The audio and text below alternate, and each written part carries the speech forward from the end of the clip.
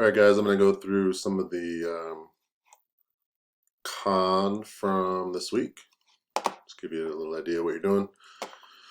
I'm going through function notation. So one of the biggest things that is hard for some people is to realize that this h of t here, like that's basically just like a y.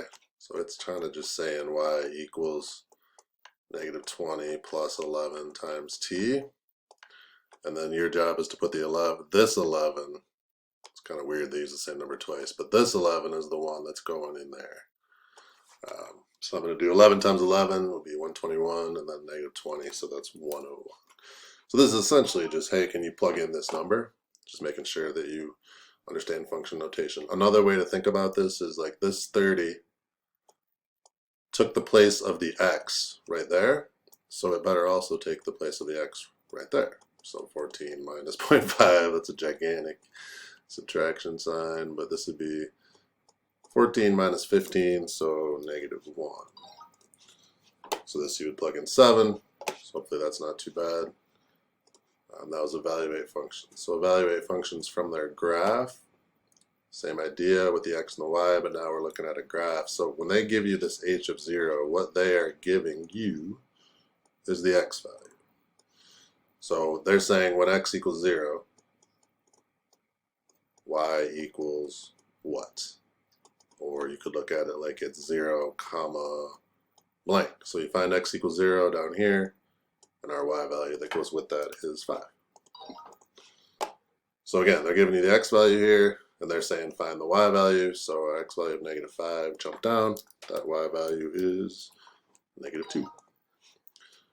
F2, x value is 2, y value negative 5. It gets a little trickier when they start flipping them, but I don't think they do that in this one. So, all right, evaluating function expressions. Let's check this guy out.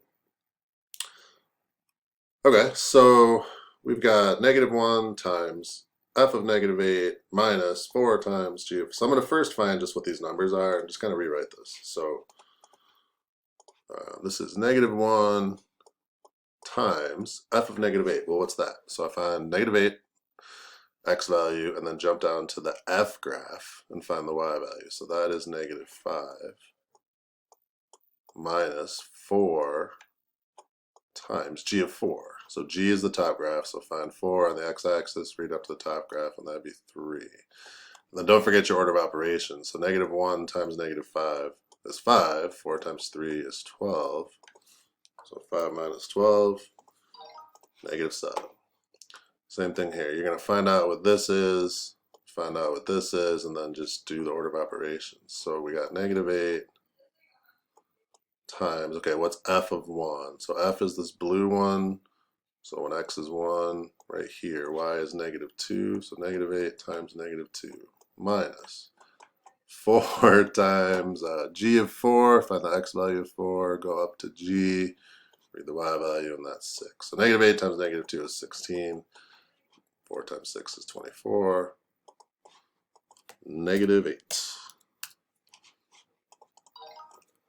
All right, that's that one. Function inputs and outputs, equation. So now they're going to flip it back and forth on you. Yeah, so they're going to give you either like what this side is or what this side is. So you're either going to know t or you're going to have to find t.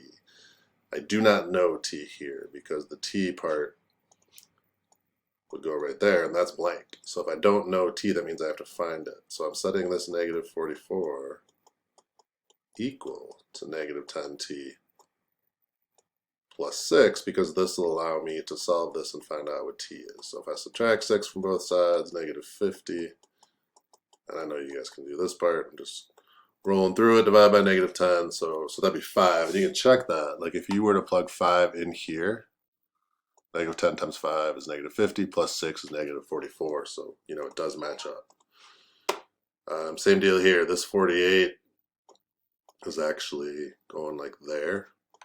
So 48 equals 5t minus 7.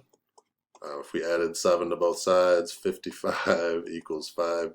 If you divide that, you should get 11. And again, you can check it. Plug 11 in here. 5 times 11 is 55 minus 7 is 48. So that one. here's the inputs and outputs graph. So you got to know whether you're looking for X or Y, whether they're giving you X and Y. This kind of helps. Like I'm supposed to find X here, so I can tell they're giving me the Y value.